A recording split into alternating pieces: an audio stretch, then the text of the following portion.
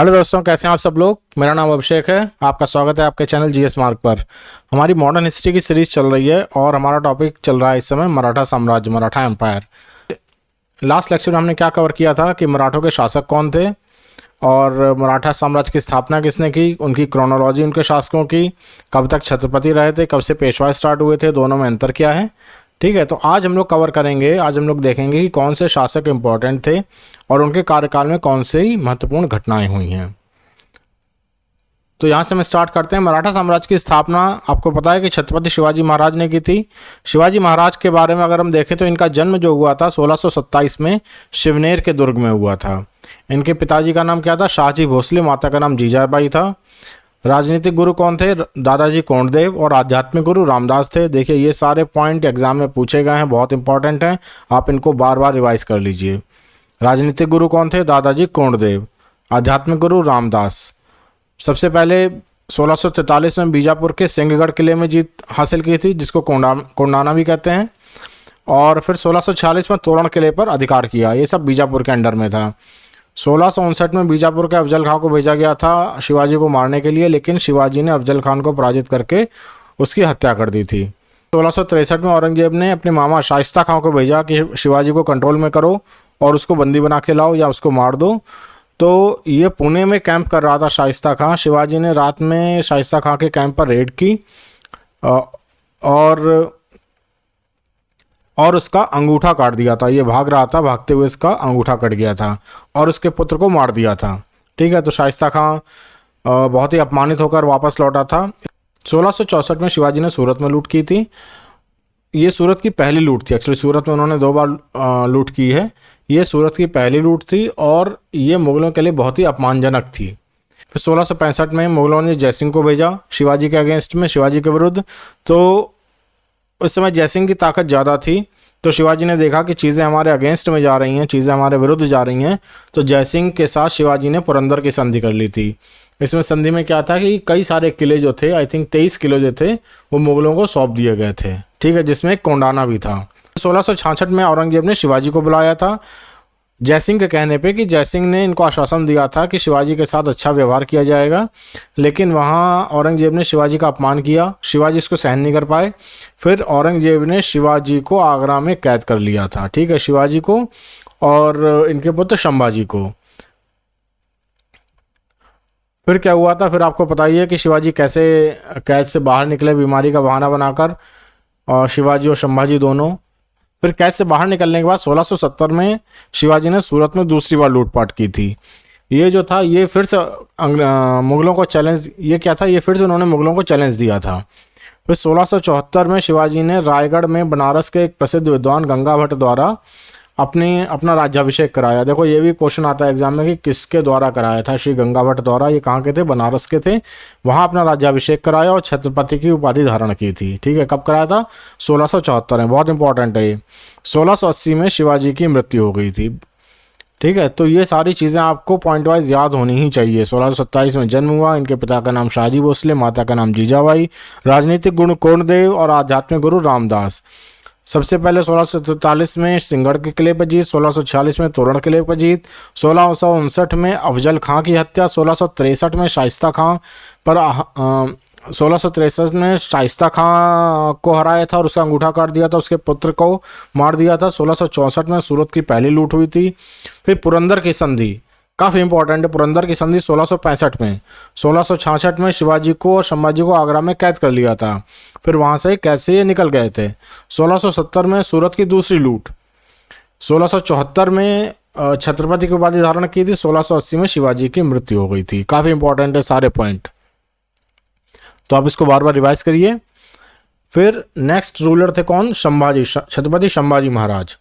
संभाजी महाराज शिवाजी के बड़े बेटे थे। इन्होंने अपने जो 8 या 9 साल का शासनकाल था उसमें एक भी लड़ाई नहीं हारी थी मुग़लों के खिलाफ। ठीक है, मुग़लों की नाक में दम कर दिया था। मैं कहूँगा कि शिवाजी से ज़्यादा खौफ औरंगजेब के मन में संभाजी का था।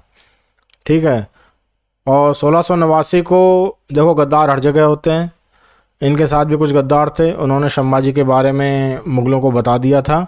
तो 1689 में संगमेश्वर में मुग़ल सेना ने संभाजी को कैद कर लिया था। देखो, एक कहावत है ना, किले का दरवाज़ा हमेशा अंदर से खुलता है।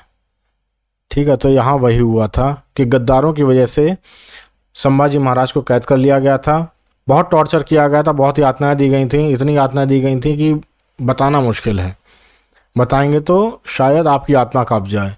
लेकिन उन्होंने इस्लाम धर्म कबूल नहीं किया। जब तक जीवित रहे वो हिंदू धर्म के हीरो बन के ही जीवित रहे। फिर 11 मार्च 1689 को संभाजी की हत्या कर दी गई थी। ठीक है, फिर नेक्स्ट कौन है? बालाजी विश्वनाथ। बालाजी विश्वनाथ ये एक्चुअली पेशवा थे। इनको पेशवा किसने नियुक्त किया था? जो छत्रपति शाहू जी महाराज थे उन्होंने बालाजी विश्वनाथ को 1713 में पेशवा नियुक्त किया था। फिर धीरे धीरे क्या हो गया कि पेशवा का कार्यालय सुप्रीम होने लगा। ठीक है, जो छत्रपति था फिर वो नाम मात्र का शासक रह गया था, वो केवल एज ए प्रेसिडेंट केवल रबर स्टैम्प था। बाकी जो मेन काम होता था, मेन पावर थी, वो पेशवा के हाथ में आ गई थी। सबसे खतरनाक पेशवा कौन था? सबसे खतरनाक पेशवा थे बाजीराव प्रथम। ठीक है, ये बालाजी विश्वनाथ के पुत्र थे। बालाजी विश्वनाथ की 1720 में मृत्यु हुई। उनके पुत्र बाजीराव प्रथम को शाहू जी ने पेशवा नियुक्त किया। इन्होंने अपने जीवन में एक भी युद्ध नहीं हारा था, कुल 40 से ज़्यादा युद्ध लड़े थे। ठीक है, इनकी भी अकाल मृत्यु हो गई थी। 1728 में पालखेड़ का युद्ध, याद रखना है, 1728 में पालखेड़ का युद्ध। पेशवा बाजीराव फर्स्ट और हैदराबाद के कौन शासक था? निज़ाम आसफ जाह फर्स्ट, इनके बीच में लड़ा गया था। बाजीराव इसमें विजयी रहे थे। 1728 में देखो निज़ाम फिर डर गए थे। 1728 में निज़ाम उल मुल्क और बाजीराव फर्स्ट के बीच में मुंशी शिवगांव की संधि हुई थी। याद रखना, कौन सी संधि? मुंशी शिवगांव की संधि हुई थी, जिसमें निज़ाम ने क्या किया था? मराठों को चौथ और सरदेशमुखी कर देना स्वीकार कर लिया। एक तरह से इनडायरेक्टली उनका शासन स्वीकार कर लिया था, उनको अप्रूवल दे दिया था। ठीक है, चौथ तो बताइए क्या होता था कि 1/4 आय का जो है 1/4 पार्ट वो लेते थे, 1/4, और सरदेशमुखी 1/10 भाग जो था वो लेते थे। ये बताने के लिए कि आपके शासक हम हैं, आपके सर्वोच्च सत्ता हम हैं। तो निज़ामों ने एक तरह से मराठों की सत्ता स्वीकार कर ली थी। फिर 1739 में बाजीराव प्रथम ने पुर्तगालियों से साल्सेट और बेसिन भी छीन लिया था। देखो इसके टाइम में, बाजीराव प्रथम के टाइम में एक मेन चीज़ हुई थी कि पावर का डिसेंट्रलाइजेशन भी हुआ था। सेंट्रलाइजेशन तो था ही कि पेशवा के हाथ में सारी ताकत थी, लेकिन इनके लिए सबको कंट्रोल करना थोड़ा मुश्किल था, क्योंकि ये पुणे में बैठते थे और मराठों की ताकत धीरे धीरे फैल रही थी। तो इन्होंने क्या किया था कि 5 अलग अलग ग्रुप्स बनाए थे। तो ग्वालियर में सिंधिया थे, ये गुजरात के बड़ौदा में गायकवाड़ थे, ये यहाँ लिखा नहीं है, आप लोग लिख लीजिएगा। बड़ौदा में गायकवाड़ थे, इंदौर में होलकर थे, नागपुर में भोसले थे और पुणे में तो पेशवा थे।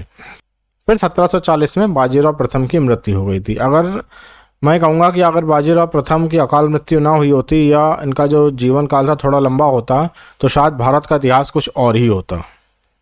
ठीक है, तो ये थे सबसे इम्पैक्टफुल, सबसे प्रभावशाली पेशवा बाजीराव प्रथम। उसके बाद थे बालाजी बाजीराव। इनको नाना साहब के नाम से जाना जाता है। ये क्यों फेमस है? क्योंकि इनके टाइम में 1761 में पानीपत का तीसरा युद्ध हुआ था अहमद शाह अब्दाली और मराठों के बीच में, जिसमें मराठों की हार हुई थी। क्यों हार हुई थी? इसके बहुत सारे कारण हैं। इसका मेन कारण जो था कि भारत में एकता का अभाव था। जितने मुस्लिम शासक थे उन्होंने बाहरी अहमद शाह अब्दाली का साथ दिया था, लेकिन जितने हिंदू शासक थे उन्होंने मराठों का साथ नहीं दिया था। उससे कई कारण हो सकते हैं क्यों साथ नहीं दिया था, लेकिन यहाँ ये देखना भी इम्पॉर्टेंट है कि अहमद शाह अब्दाली बाहर से आया था। उसके इंडिया में जितने मुस्लिम शासक थे, चाहे वो अवध के नवाब हो, चाहे वो निज़ामुद्दौला हो, इस सब ने अहमद शाह अब्दाली का साथ दिया था। ठीक है, अच्छा, मराठों से युद्ध क्यों हुआ था? क्योंकि उस समय मुग़ल सत्ता बेहद कमज़ोर हो गई थी, वो मराठों की कृपा पर जीवित थे और भारत की जो रक्षा की जिम्मेदारी थी वो मराठों की थी। मेन जिम्मेदारी किसकी थी? मराठों की थी। तो इसलिए अहमद शाह अब्दाली का मराठों से युद्ध हुआ था। ठीक है, तो आज का लेक्चर हम यहीं तक रखते हैं। कुछ मराठा शासक और उनके जो महत्वपूर्ण घटनाएं हैं, महत्वपूर्ण पॉइंट्स हैं, उसके बारे में बताया है। तो आप ये चीज़ें बार बार रिवाइज़ कर लीजिए और इनसे क्वेश्चन भी पूछे जाते हैं। आप ये चीज़ें बार बार रिवाइज़ करते रहिए, आपके क्वेश्चन यहीं से सारे बन जाएंगे। ठीक है, सो अगर आपको ये लेक्चर पसंद आया हो तो आप इसे लाइक कर दीजिए, अपने दोस्तों को शेयर कर दीजिए और चैनल को सब्सक्राइब कर लीजिए ताकि आपको नए अपडेट्स मिलते रहें। Thank you.